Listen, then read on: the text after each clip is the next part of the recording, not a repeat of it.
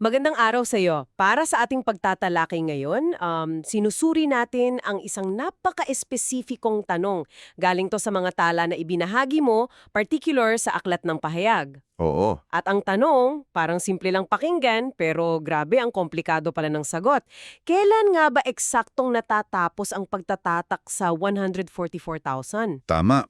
At ang gagawin natin ngayon ay susubukang himayin yung apat na pangunahing pananaw o kuro-kuro na nakuha natin sa mga materyales mo. Ang misyon natin ay tignan yung lohika sa likod ng bawat isa. Kung saan sila nagkakaiba? At ano yung mga malalaking implikasyon ng bawat timeline na inilalatag nila. Okay, sige, simulan na nating himayin to. Malinaw sa mga tala mo na ang pagtatatak nagsimula yan noong binuksan yung ika-6 na selyo. So, ang malaking palisipan talaga ay kailan yung deadline. Oo. At ang sagot, base sa lahat ng binigay mo, ay nakasabit pala sa kung paano mo bibigyang kahulugan ng dalawang tila magkaparehang grupo ng mga anghel. Dito pala nagsisimula ang lahat. Eksakto. Bago pa man natin pag-usapan yung apat na teorya, kailangan nating linawin itong pundasyon ng buong debate. Okay. Kasi para itong isang sanggandaan, isang fork in the road. Ang sagot mo sa isang tanong na to ang magdidikta kung aling landas yung tatahakin mo. At ano yung tanong na yun? Ang tanong na yung apat na anghel na pumipigil sa apat na hangin sa pahayag 7 at saka yung apat na anghel na nakagapos sa ilog Euphrates sa pahayag 9, sila ba ay iisang grupo lang? Okay. So may dalawang set ng apat na anghel. Hmm, Yung isa, parang pinipigilan yung mga sakuna sa kalikasan. tama. Yung pangalawa naman, parang mga sundalo na nakahandang pumatay. Hmm. Mukha silang magkaiba pero may mga nagsasabing sila ay iisa lang pala. At dyan na nagkakahiwalay ang mga interpretasyon. Kung ang sagot mo ay oo, iisa lang sila, mapupunta ka sa landas ng Kuro-Kuro 2 at 3. Okay? Ang pagpapakawala sa mga anghel sa Eufrates, yun na rin ang pagbuga ng apat na hangin para sa kanila. Pero kung ang sagot mo ay hindi, magkaiba sila, doon ka naman dadalhin sa landas ng Kuro-Kuro 1 at 4. Kaya't ayon, unawain natin ang bawat posibleng destinasyon. Sige, malinaw yan. Simulan natin sa unang landas, yung kung saan magkaiba yung dalawang grupo. Ito yung Kuro-Kuro 1. Matatapos ang pagtatak bago pa man tumunog ang ikalimang trompeta. Mukhang simple at direkta to. Ito yung pinaka-organisadong timeline, kumbaga. Ang lohika nito ay nakasentro sa kaganapan sa ikalimang trompeta. Sa mga balang. Oo, sa mga balang mula sa kalaliman. At meron silang isang napaka-espesipikong utos. Saktan lamang ang mga taong walang tatak ng Diyos sa kanilang mga noo. Pan-census, bago ka magpadala ng notice of violation, kailangan kumpleto at pinal na yung listahan mo ng mga nagbabayad ng buwis at ng mga hindi. Ganun na nga. Hindi pwedeng may ina-update ka pa sa listahan habang nagsisimula na ang paniningil, di ba? Ganun na nga. Para maging epektibo yung utos sa mga balanglak, dapat tapos na yung buong proseso ng pagtatatak. Dapat malinaw na sa buong sansinukob kung sino yung may proteksyon at kung sino yung wala. Walang pending applications. Oo, hindi pwedeng may pending applications pa, ika nga, habang nagsisimula na yung salot. So sa pananaw na ito, malinis ang pagkakasunod-sunod. Una, tatak. Pangalawa, paghihiwalay. At ang timeline ay maaga. Bago pa ang gulo ng ikalimang trompeta, tapos na ang trabaho. Oo. Pero syempre, hindi lahat sang-ayon dito. Ano nangyayari kung pipiliin natin yung kabilang landas na iisa lang pala yung dalawang grupo ng anghel? Dito na nagiging mas komplikado ang lahat. Ito ang kuro-kuro 2. Matatapos ang pagtatatak bago tumunog ang ika-6 na trompeta. Okay. Ang premise nito, tulad ng sinabi mo, ay yung apat na hangin at yung mga anghel sa Euphrates ay iisang grupo lang. At dahil yung mga anghel sa Euphrates ay pinapakawalan sa ika-6 na trompeta, Ibig sabihin? nangangahulugan yon na ang deadline ng pagtatatak ay bago mismo ang sandaling iyon. Okay, so inuurong nila yung deadline, hindi na bago ang ika-5, kundi bago ang ika-6 na trompeta. Anong bentahe ng pananaw na to? Bakit may mga naniniwala dito? Ang lakas ng Kuro-Kuro 2 at 3 para sa mga naniniwala rito ay yung pagiging simple ng pagbasa nila sa text. Para sa kanila, hindi na kailangan maghanap ng komplikadong paliwanag. Mas direkta. Oo, kung may 4 na anghel sa chapter 7 at 4 na anghel sa chapter 9 na tarehing may kinalaman sa malawakang paghuhukom, ang pinakamadaling konklusyon ay isa lang sila. It avoids overcomplicating the narrative. Sa kanilang pananaw, Sandali, kung ganito ang timeline, may malaki itong problema, di ba? oh, Kung ang pagtatatak ay nagpapatuloy pa hanggang bago ang ika-6 na trompeta, ibig sabihin kasalukuyan pa itong nangyayari noong tumunog bang ika-5 trompeta. at yan mismo yung malaking butas na binabanggit sa iyong mga tala. Paano yun? Paano susundin ng mga balang ng ika-5 trompeta ang utos na saktan lang ang mga walang tatak, kung sa panahong iyon ay may mga tao pang nasa proseso ng pagtanggap ng tatak? Meron pang gray area. Oo, nagkakaroon ng isang logical na problema sa pagkakasunod-sunod. So hindi lang ito isang simpleng scheduling conflict. Ang implikasyon nito ay may isang panahon ng matinding kaguluhan kung saan sabay-sabay nangyayari ang paghuhukom at ang pagpili sa mga maliligtas. Tama. Binabago nito ang buong katangian ng panahong iyon mula sa isang panahon ng proteksyon, nagiging isang panahon ng magkasanib na panganib at pagpili. Paano nila sinasagot yan? Hindi gaanong nililinaw sa mga tala mo kung paano nila ito tinutugunan.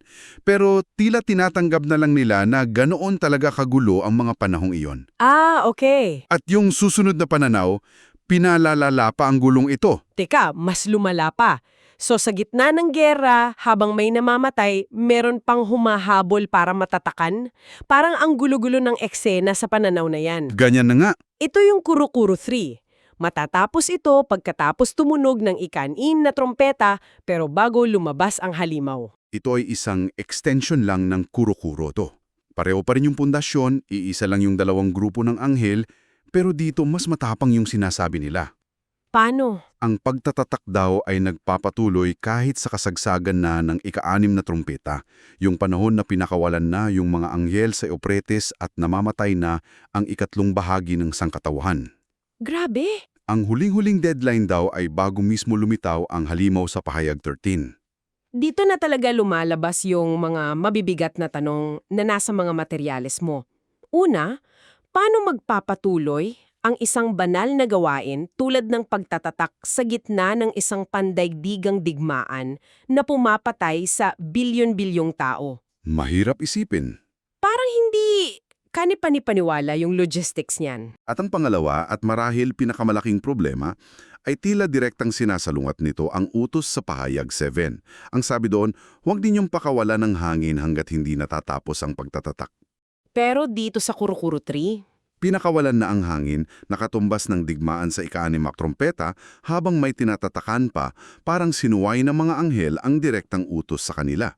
okay, so yung dalawang pananaw na yan, bagamat simple yung premise, ay nagbubunga ng mga komplikadang tanong sa timeline at lohika. Oo.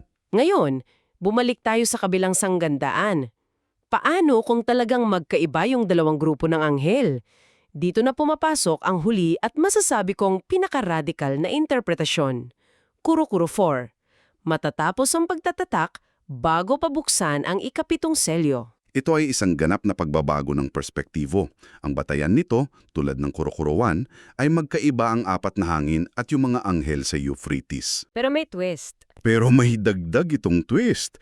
Sinasabi rito na ang pinsalang dulot ng 4 na hangin ay hindi isang hiwalay na pangyayari, kundi ito mismo ang paglalarawan sa mga salot ng unang 4 na trampeta.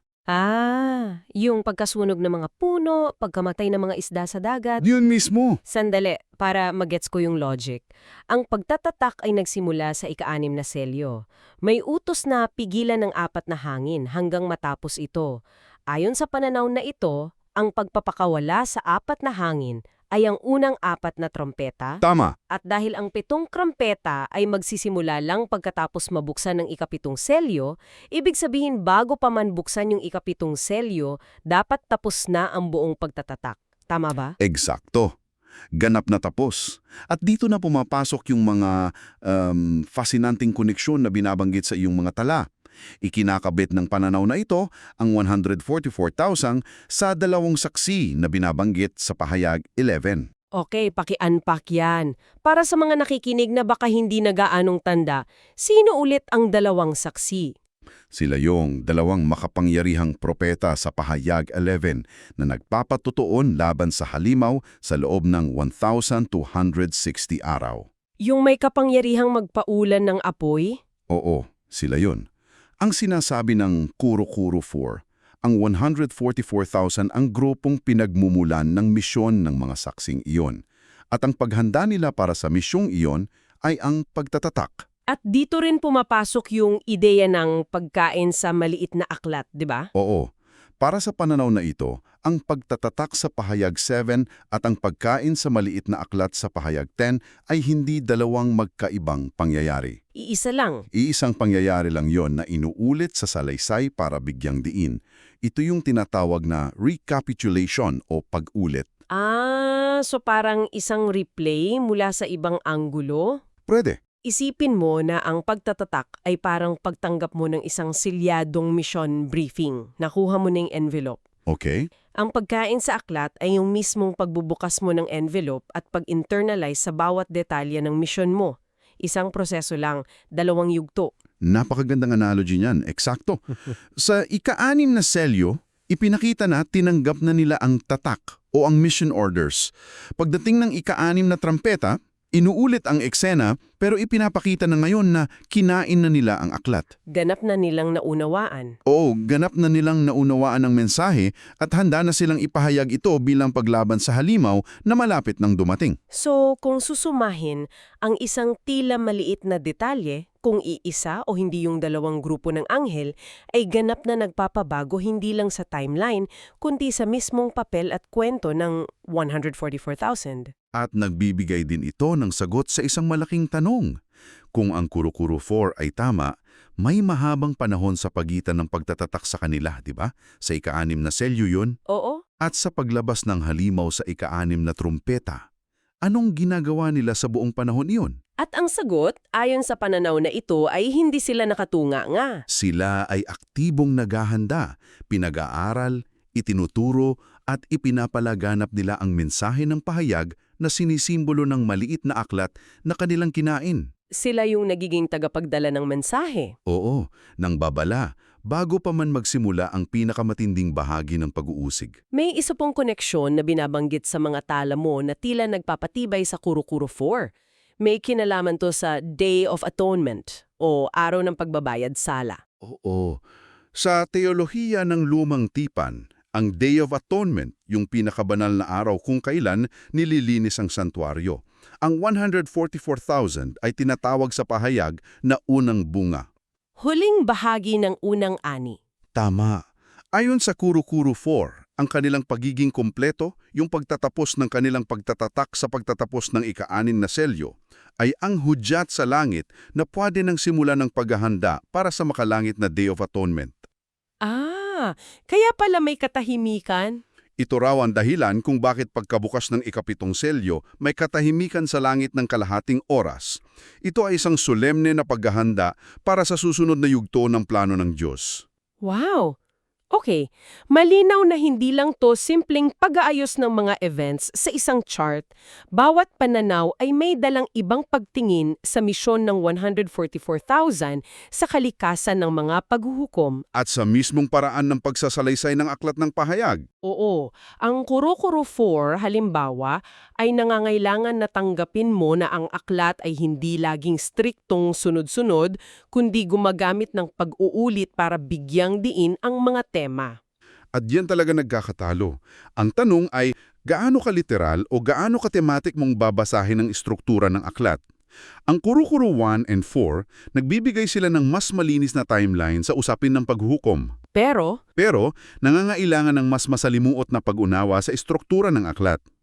Yung Kuro-Kuro 2 and 3 naman, may mas simpleng pagtingin sa istruktura pero nagdudulot ng mas magulong timeline. kaya pala ito ay isang patuloy na debate. Walang isang sagot na perpektong sumasakop sa lahat ng anggulo ng walang anumang tanong na naiiwan. Ang bawat isa ay may sariling kalakasan at kahinaan. At iiwan namin sa iyo ang isang tanong na pagnilayan na hinugot mula sa pinakabuod ng mga materyalismo.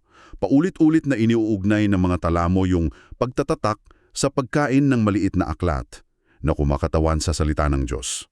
Partikular na ang aklat ng pahayag. Oo, So, ang pagtatatak ay hindi lang isang marka na basta mo na lang tinatanggap. Isipin mo ito, kung ang pagiging natatakan ay hindi lang isang literal na marka na pasibong tinatanggap, kundi isang aktibong proseso ng ganap na pagtanggap, malalim na pag-intindi at tapat na pagsasabuhay ng isang mensahe. Paano nito binabago ang buong pagtingin natin sa kung ano talaga ang ibig sabihin ng pagiging handa? Hmm. Ano kaya ang tunay na papel ng kaalaman, ng malalim na pag-unawa, at hindi lang ng basta-bastang pananampalataya sa prosesong ito ng paghahanda para sa mga huling araw?